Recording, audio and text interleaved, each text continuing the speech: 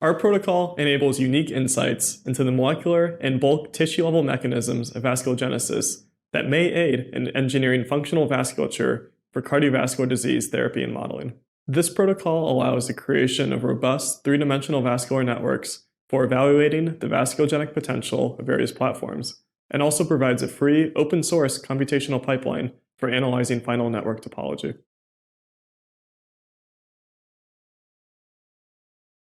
Begin by adding 250 microliters of cell detachment solution per well of the D5-D6 differentiated cell culture for 10 minutes at 37 degrees Celsius.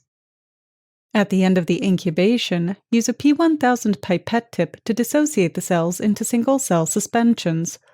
Pool the cell solutions in a single 15 milliliter conical tube for centrifugation.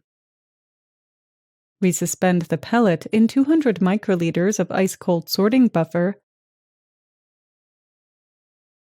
and label the cells with 5 microliters of concentrated fluorescence-conjugated CD34 antibody for 10 minutes at 4 degrees Celsius.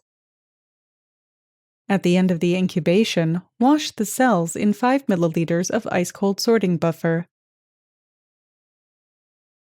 Filter the suspension through a 40 micrometer pore strainer into a 5 milliliter fluorescence-activated cell sorting, or FACS, tube. Before running the sample, sort 1 × 10⁴ unlabeled cells on the flow cytometer, gating a region at a high fluorescence intensity that does not contain any of the unlabeled cells to serve as the negative control. Then sort the labeled sample containing endothelial progenitors derived from induced pluripotent stem cells based on their high CD34 expression.